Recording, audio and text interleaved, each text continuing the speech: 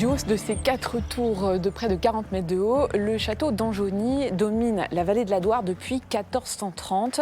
Cette forteresse militaire du XVe siècle a été construite par Louis d'Anjony. Son histoire est tumultueuse et on va la découvrir ensemble lors d'une visite guidée.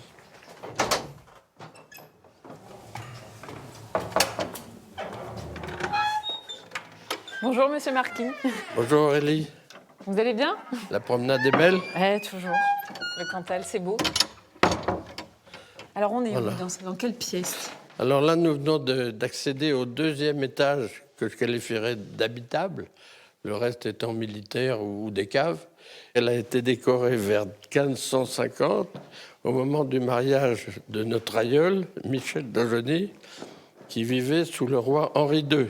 Et il épousait Mademoiselle de Foix. C'est votre ancêtre. Alors c'est un ancêtre, il est direct bien sûr par les hommes, mais on est quelquefois passé par les femmes.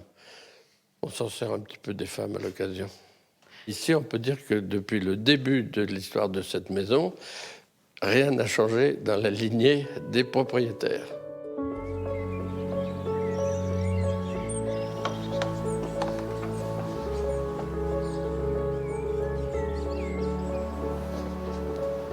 Bonjour Jean-Marc.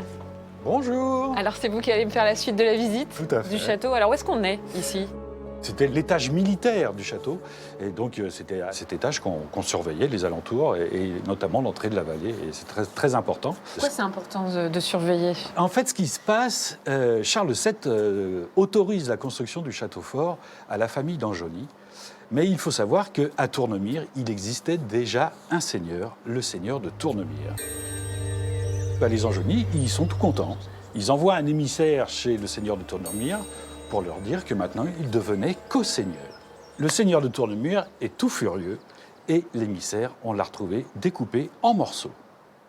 Et de là, s'en est suivi 250 ans de vendetta entre les Tournemire et les Anjony.